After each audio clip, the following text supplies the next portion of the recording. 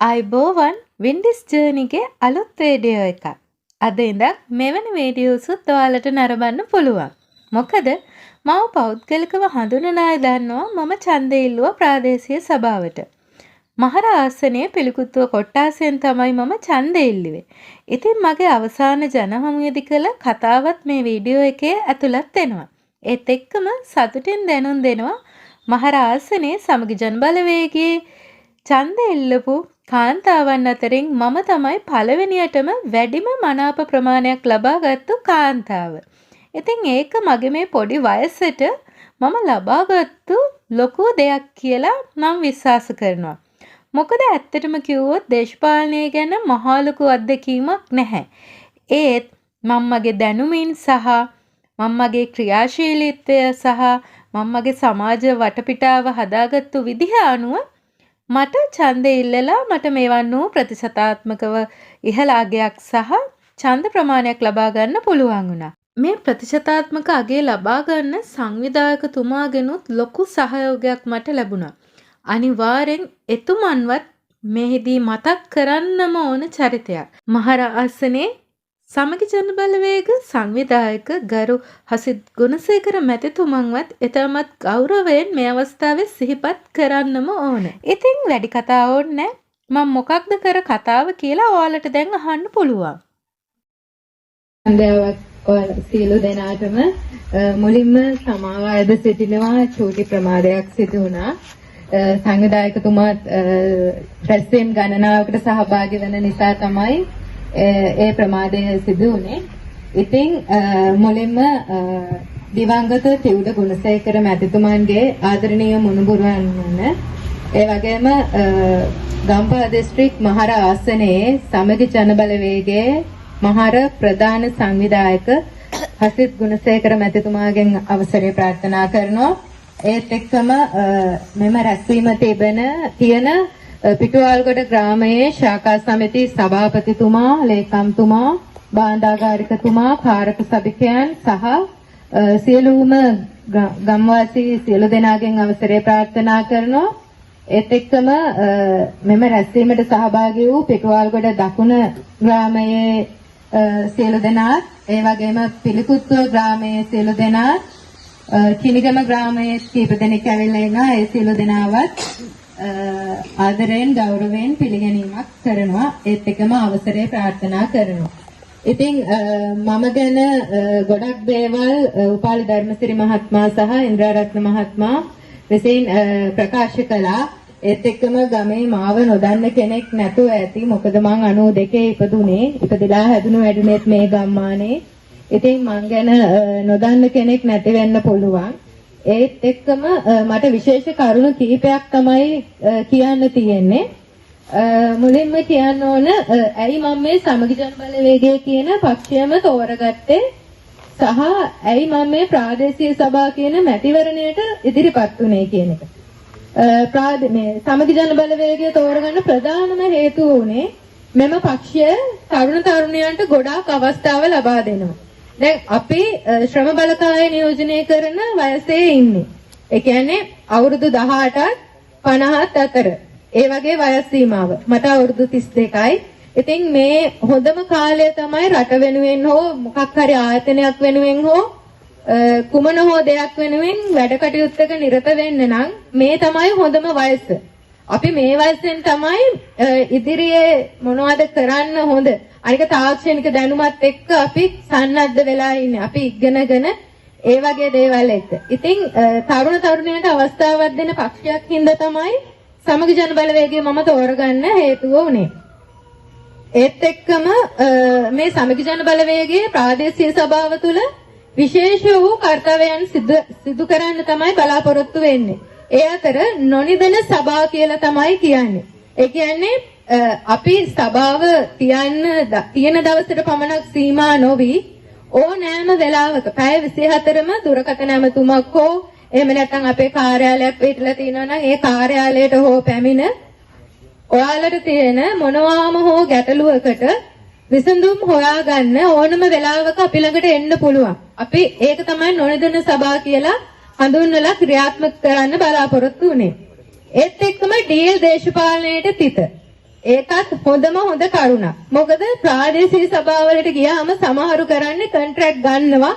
අරගෙන තමන්ගේ නෑදෑ හිත මිත්‍රාදීන්ට ඒක දීලා දානවා. ඊට පස්සේ ඒකෙන් එන කොමිස් මුදලෙන් ඒ අය සැප විඳින්න තමයි බලාගෙන ඉන්නේ. අපේ පක්ෂයේ එහෙම දෙයක් නැහැ. අපේ පක්ෂයේ එහෙම දෙයක් කරන්න උවමනක් නැහැ. මොකද මේ අනුර කුමාර දිසානායක මහත්තයාත් කියලා තියෙනවා බැරි වෙලා හරි එයාලා පක්ෂයේ කෙනෙක් හැර මේ පක්ෂයෙන් සභාවලට ගියොත් සල්ලි දෙන්නේ නැහැ කියලා. ඉතින් ඒ වගේ ප්‍රකාශිකුත් කළා. ඒත් ඉතින් මේ එහෙම දෙයක් අපිට ඇත්තටම අවශ්‍ය වෙන්නේ නැහැ. ඒක ගැන මම පණිවිඩයක් දෙන්න. ඒත් එක්කම ඊළඟ අරමුණක් ලෙස මම ගන්නවා අප ගම්මානයේ ප්‍රදාන කරගෙන කිව්වොත් අප ගම්මානයට විශාලම ගැටලුවක් වෙලා තියෙනවා පානීය ජලය. ඒත් එක්කම පානීය ජලයට අමතරව ගොඩාක් පාරවල් තියෙනවා හදන්න. අනිත් කාරණේ ප්‍රාදේශීය සභාවකින් කරන්නේ ගෙවල් හදලා දෙන්න නම් බෑ ප්‍රාදේශීය සභාවකට. මොකද ප්‍රාදේශීය සභාව කියන්නේ 1987 ප්‍රාදේශීය සභා පනතක් මගින් පිටවාගෙන යන ආයතනයක්. ඉතින් ඒ ආයතනයේ කරුණු 18කට වැඩි ප්‍රමාණයක් තියෙනවා මේ ප්‍රාදේශීය සභාවේ ගරු සේවයට ඇතුළත් වෙලා. ඒ අතර ගෙවල් හදලා දීම් නැහැ පෞද්ගලිකව. ඒ කියන්නේ තමන්ගේ හිතවත්කම් වලට කරන වැඩ පිට ගැන ඒ පනතේ ලියවිලා නැහැ.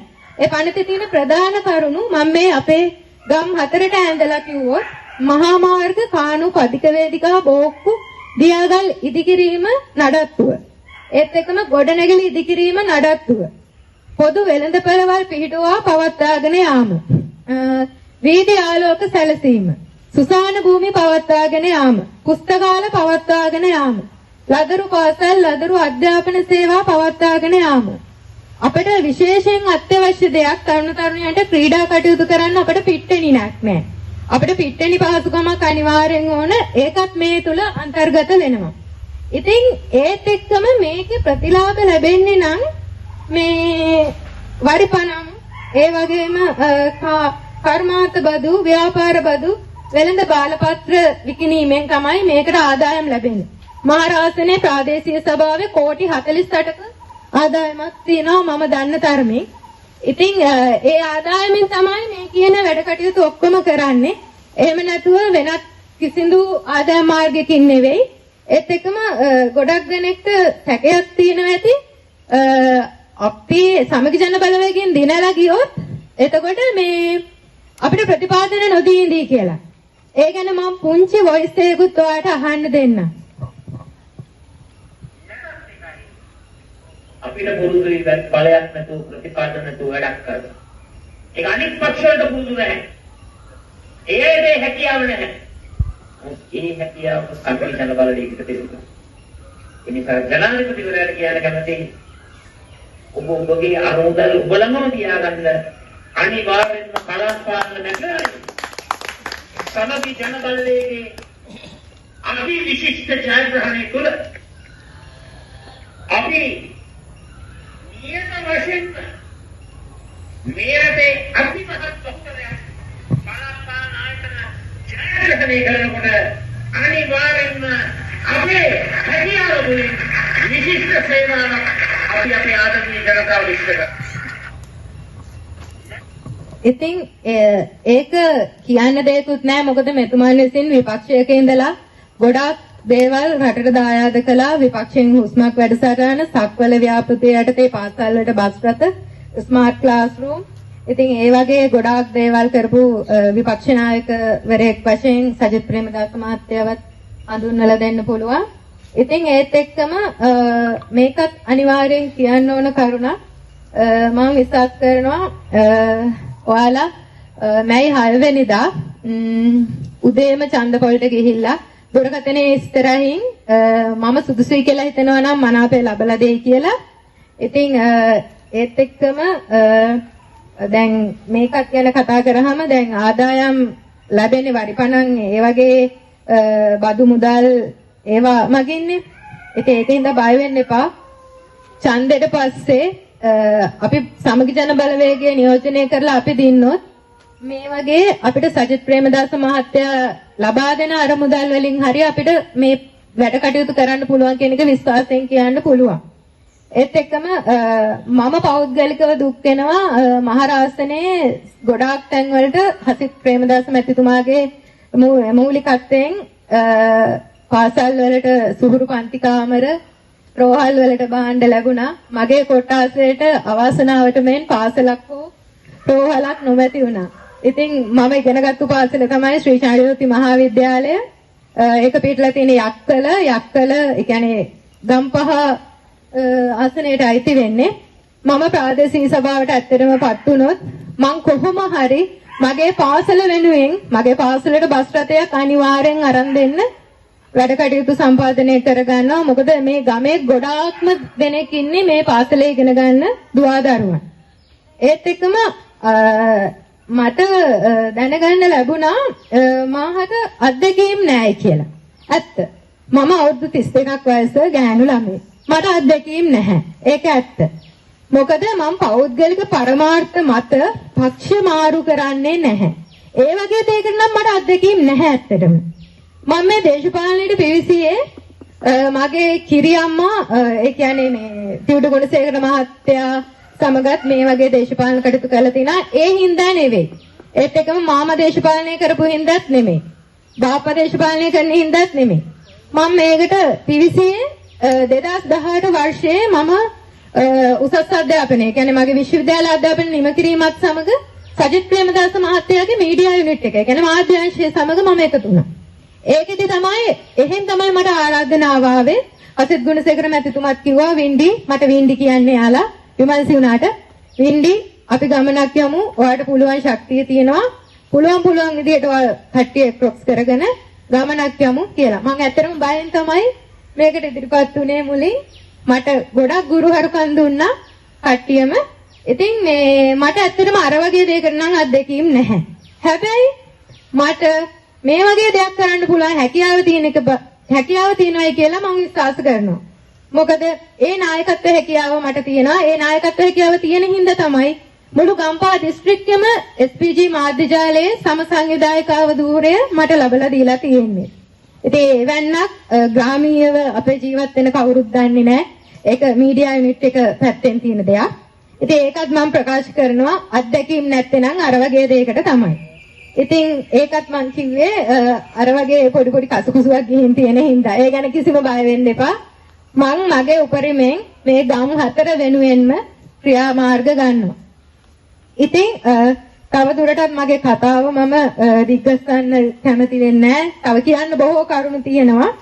ඒ දැන් හසිත් ගුණසේකර මැතිතුමාටත් තව රැස්වීම් ගන්නවකට යන්න තියෙන හින්දා මං මෙතෙක් මේ කතා කරපු ඒවෙන් තව 9ක් තියෙනවා රැස්වීම්. රෑ 12 වෙනකම්ම කරන්න නෙවෙයි. 11:00 විතර වෙනකම්. ඉතින් අවසාන වශයෙන් මට ස්තුති කරන්න ඕන පිරිසක් ඉන්නවා.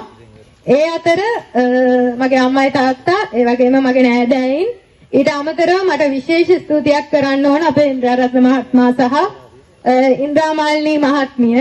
එතුමිය ගැන වචනයක් කියන්න ඕන. මං කැන්වසින් යනකොට මාත් එක්ක තනියෙන් මගේ අම්මා වගේ මාව බලාගත්තා. ඒකට ගොඩාක් ස්තුතියි. ඉතින් ඒත් එක්කම මම විශ්වාස කරනවා මගේ ගම්වාසී ගොඩක් දෙනෙක් මං ඔය ඇවිදිනකොට මට වතුර වීදුරුවක් හරි දුන්නා. කෙල්ලේ තනියෙන් යන්න එපා. පුළුවන් නම් කාත් එක්ක හරි යන්න කිව්වා. ඒත් මම මගේ ගමේ තනියෙන් වුණත් ඇවිද්දා. ඉතින් ඒත් එක්කම නංගන් වශයෙන් කියන්න බෑ. ඒත් එක්කම මගේ කටවුට් එක මෙයා ගහන්න අපේ අමරේ මාමත් ආවා. ඒතකොට උපාලි මාමා උපුල් බාප්පා ඒත් එක්කම අපේ පිළිකුතුව කොට්ටාසේ නියෝජනය කරන මහත්මීන් ඉන්නවා අපේ සනත් මහත්මයා. ඒත් එක්කම නම නම් කියන්න එපයි කිව්වා. ඒකේ ඉඳයාගේ නම කියන්නේ රාජකාරී කටයුතු හින්දා. ඒත් එක්කම අපේ මේ රත්නායක මහත්මයා මේ අපේ මේ කුමාර මහත්මයා මේ මට නම් මේ කහපාට එකක් නැගින අපේ මහත්මයා. ඉතින් නංගන් කියන්න බෑ අනේ තරහ වෙන්න එපා. ඊයේ තිබ්බ රැස්වීමටත් කියපු සැනින් ආව පිරිසක්. ඒකටත් ගොඩක්ම ස්තුතිවන්ත වෙනවා. ඉස්සර චම්පිකාවක් කළා, තිල්නියක් කළා, නිලුවක් කළා. අයියෝ නංගන් කියන්න බෑ තරහ වෙයි හැමෝම.